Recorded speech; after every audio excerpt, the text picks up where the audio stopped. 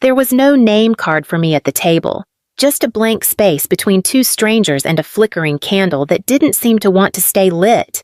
The rehearsal dinner was at a converted barn north of Camden, all twinkle lights and white hydrangeas, the kind of place people rent for Instagram, not memory. I stood there a few seconds longer than I needed to, waiting for anyone to notice the mistake. But no one did. A waiter passed by with a tray of champagne flutes. I shook my head. Behind me, Sophia laughed sharp and loud at something their cousin Brian said. Michael stood next to her, nodding, smiling the way grooms are supposed to. Liam tugged gently on my sleeve. "Mom," he whispered, "are we at the wrong table?" I crouched beside him, smoothing down his collar. "No, baby, this is just one of those adult things." He looked up at me with those clear green eyes, his dad's eyes, and I felt something twist in my chest. I kissed the top of his head and guided him to his seat. I sat down, folded my napkin into my lap, and waited. No one came. They hadn't saved me a seat at the family table. They hadn't saved me anything. 10 minutes later, Sophia clinked her glass for attention. "Thank you all for being here," she said, eyes glinting under the string lights. "It means the world to have our people around us." She didn't look at me. Not once.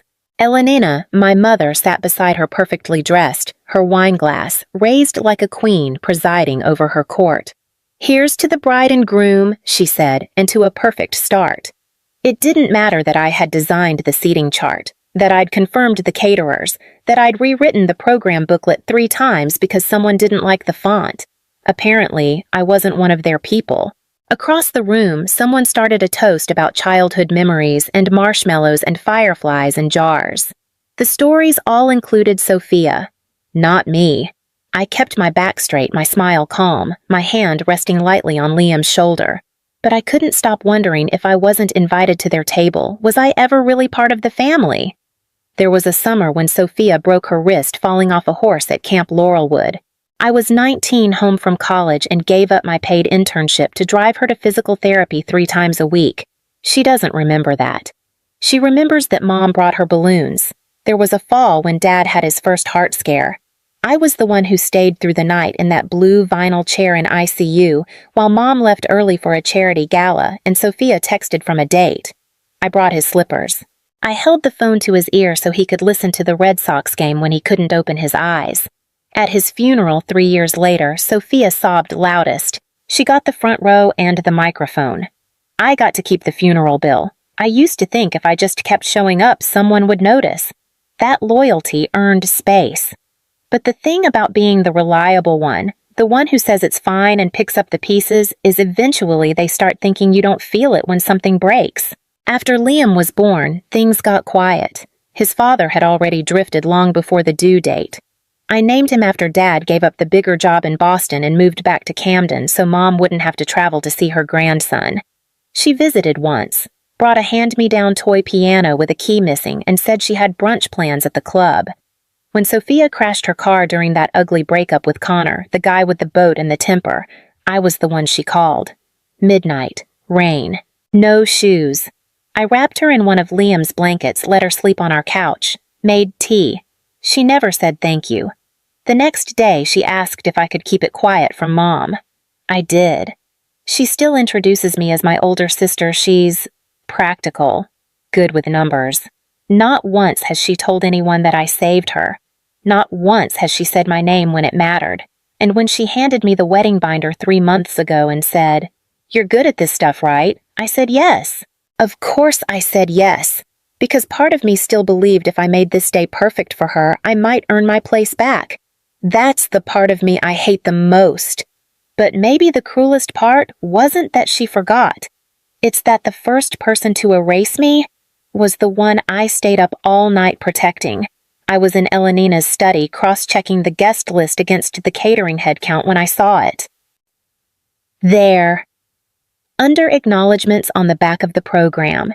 Thanks to everyone who made this day special, our incredible vendors, the wedding party, and most of all, our families, Sophia's bridesmaids and Michael's groomsmen for their love and support. No mention of me, not as a sister, not as the person who booked those vendors, not as the one who caught the florist's mistake before the lilies were ruined. My name wasn't there, not even in the smallest print. I held the program between my fingers a little longer than necessary, as if maybe it would change. It didn't. I closed the binder gently. I didn't ask. I didn't say a word. Later that day, Sophia posted a carousel of behind-the-scenes shots from her bridal shower group photos, cake-cutting peonies in soft focus. I wasn't tagged. I wasn't in any of them, even the one I remember standing in. I'd taken the picture for her, handed the phone to one of the caterers to get a wider shot. She'd cropped me out. It was around then that I noticed something else. The family group chat had gone quiet for me. Invitations sent without my name. Updates about fittings menus, music, all shared, all discussed, but I wasn't included. It wasn't a confrontation. It was quieter than that. A gentle push to the margins. A series of omissions that taken together became undeniable. I was being edited out of the story in real time. That night, as I folded Liam's laundry, he came in holding one of his drawings. "Made this for your desk," he said. It was a simple sketch, 3 stars floating in a dark sky. One was smaller, set off to the side, a little wobbly. "That one's you," he added, pointing. "The one that's still glowing." I swallowed hard. "Why's mine way over there?" He shrugged. "Dunno. It just looked more peaceful." I held his picture long after he went to bed, because he didn't know. He didn't know that hours earlier I watched my name disappear and didn't fight it. I stopped correcting their mistakes. When the DJ's contract had the wrong date, I let Sophia find out on her own. When the bakery called to confirm lemon instead of lavender, I didn't reply. And when Michael texted asking if I could double-check the seating chart one more time, I stared at the message for a full minute before closing it. Seen, not answered. It wasn't revenge, it wasn't spite. I just stopped. Stopped showing up early. Stopped staying late. Stopped offering suggestions they never listened to. I still came to the fittings, still nodded through conversations, but I was no longer inside the frame. I unfollowed the wedding account Sophia had made. Deleted the shared Google Drive link. I posted a single photo to my story, Liam's drawing taped to my office wall. The 3 stars. No caption. Then I locked the account. At the next family gathering, I arrived exactly on time, not a minute earlier. I brought Liam, said hello, and took the seat closest to the door. When asked if I'd brought the monogrammed welcome bags, I smiled and said, "No one asked me to. No one knew what to say." That night, Liam asked, "Are we still going to the rehearsal brunch tomorrow?" "I don't think we're on the list," I said gently. He was quiet for a moment, then climbed into my lap. "That's okay. We're not missing anything important, right?" I pressed my lips to his temple. "Not a thing. In a family like mine, disappearance doesn't happen all at once. It's not a slammed door. It's a door left ajar, then slowly closed while no one's looking. No accusations. No goodbyes. Just a quiet subtraction. And in that silence, something finally settled inside me. Maybe I didn't belong at their table anymore. But I also didn't have to beg for a seat. The wedding was held at St. Thomas Episcopal Church just off Main Street, a building with white columns and stained glass that caught the afternoon light like something holy. Liam and I arrived early as instructed. I wore a pale blue dress, simple pressed, respectful. He held my hand in his little suit and tie and told me I looked beautiful. "Thanks, buddy," I whispered. "That means everything." In the bridal suite, Sophia was surrounded by her bridesmaids, all in matching robes, all talking at once. I stood off to the side, holding a tray of boutonnieres, waiting for someone to notice I was there. She barely looked at me.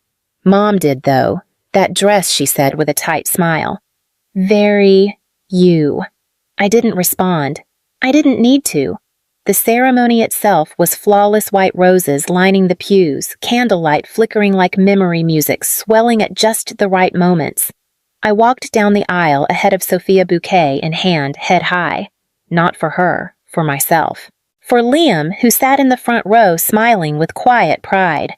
After the vows, after the photos, after the toasts had begun, the reception moved to the ballroom at the Camden Opera House. Chandeliers sparkled overhead. Waiters floated. Everything looked like a magazine. Then Sophia took the microphone. I just want to say a few words, she beamed, glass in hand. First, to my incredible maid of honor, my sister Orly. I smiled, surprised.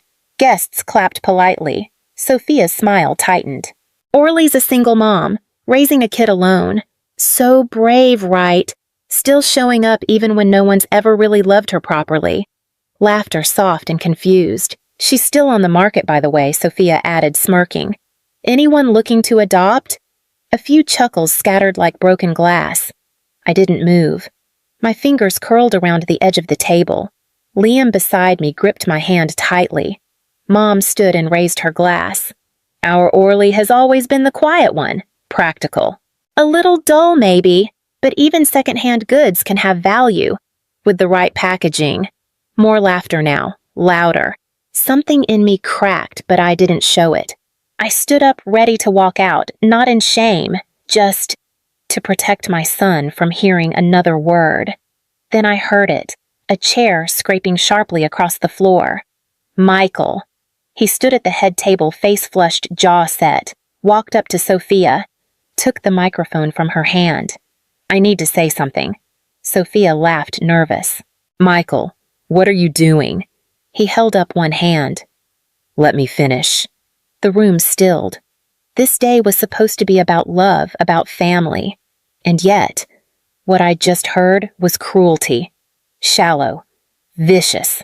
And I won't be part of it. He turned to face the guests. Orly and I didn't meet last month. We met 12 years ago in a hospital where my sister Emily was dying of leukemia. She was 16. Orly was a volunteer. She read to Emily, sat with her, sang to her. She brought her son, just 5 at the time, who drew pictures of planets and stars and left them at her bedside. Gasps rippled through the room. Emily used to say Orly was the only person who treated her like she was still living, not dying. He looked at me now, eyes soft but firm. I never forgot, and I'll never forgive what I heard tonight. Sophia, I'm calling off this wedding. A hush, then a glass shattered somewhere. Mom stood pale and furious. Michael, you don't know what you're doing. He looked at her cold. I know exactly what I'm doing. I'm walking away from this to protect what actually matters. He crossed the room, stopped beside Liam, knelt. Thank you, he said softly, for being the light you are. Then he turned to me, held out his hand. I took it. Not because I needed saving, but because someone had finally said it out loud that I had been there all along and they just chose not to see me. It took less than 48 hours for the calls to start. Elenina was first. She didn't ask if I was all right. She didn't ask about Liam. She went straight to the point. Sophia hasn't left her apartment, she said, her voice tight. She's humiliated, and Michael, well, he'll regret it. But you just stood there and let it happen. I said nothing. She was your sister, she snapped. You couldn't stop him. I didn't ask him to, I replied, and I certainly didn't make him lie. There was a silence on the line. Then a bitter laugh. Always the victim, she said. You made this about you as always. I hung up before she finished. 2 days later, Hannah, one of the bridesmaids, called, the only one who'd ever tried to include me in anything. She brought over tea once when I had the flu. She remembered Liam's birthday. I just wanted to check in, she said, cautious. Sophia's still a mess. I'm sure she is. Hannah hesitated. She keeps saying you planned this. That Michael, he only called off the wedding because you turned him against her. I didn't answer. Look, she added, voice lowering. I'm not saying she was right. What she said at the reception was awful, but maybe it's better to just let it go. You've got your son, your life. What's the point in stirring it all up again? There it was, not apology, not understanding, just the hope that I would go back to being quiet so they didn't have to feel uncomfortable. That same afternoon, I saw that Elenina had left a voicemail. I think we all said things we didn't mean, she said. Let's be adults about this. Family is still family. No mention of what those things were. No ownership. Just the suggestion that time should do the work that remorse refused to. I didn't call back. They weren't looking for reconciliation. They were looking for cleanup, damage control, someone to help them carry the consequences of their own actions quietly without asking for accountability. But I'd done enough carrying. I didn't owe them silence anymore, and I wasn't going to make it easy for them to rewrite what happened. Thanksgiving came and went without an invitation. Christmas cards arrived in the mail from distant cousins, but not from Elenina, not from Sophia. And I didn't send any in return, not out of spite, just stillness. There were no more calls, no follow-ups, no forced gatherings. It was as if my silence had drawn a line so clear. No one dared to cross it, not even to pretend things were normal. One afternoon in February, I ran into Brian, our cousin, at the grocery store. He looked uncomfortable fumbling with his cart, pretending to be surprised to see me. "I heard about the wedding," he said finally. "That was something." I waited. He shifted his weight. "I mean, Sophia shouldn't have said those things. But you know, emotions were high. Family gets messy." I looked at him for a long moment before answering. "No," I said quietly. "Family gets cruel when cruelty is tolerated." He didn't say anything else, just nodded and turned down the bread aisle. Later that week, Liam asked if we were going to Nana's for Easter. I looked at him carefully. "Do you want to?" He thought about it, then shook his head. "They don't really see us there." I smiled, brushed his hair back. "That's okay. We see each other." And that was enough. I didn't need a seat at their table. I wasn't waiting to be forgiven or remembered or invited back into the role they'd written for me. The next time someone brought up that night, I didn't explain. I didn't retell. I just said one sentence. I was there. They just lived easier pretending I wasn't. And no one dared to argue. Spring came slowly that year. The snow melted in patches, leaving behind damp earth and small, stubborn flowers. One Saturday, Liam asked if we could visit Emily's grave. We brought daisies from the farmer's market and a small drawing he'd made that morning. It was a recreation of his old picture, 3 stars in a night sky. But this time they weren't scattered. This time the smaller star was nestled between the others. Still glowing. Still quiet. But not alone. He knelt in the grass, smoothing the paper beside the headstone. "I think she'd like this one better," he said. Michael stood a few steps away, hands in his pockets, head bowed. He'd met us there like he always did when it mattered. Not to say something. Just to be. I didn't speak. I didn't need to. The breeze lifted the edge of the paper. The sun caught the corner of a laminated photo tucked behind the stone one I hadn't seen in years. It was me sitting in the hospital chair holding Emily's hand. Liam asleep on my lap. Someone had printed it, protected it in plastic, tucked it there where memory doesn't fade. I didn't cry. I just stood a little longer than I had to.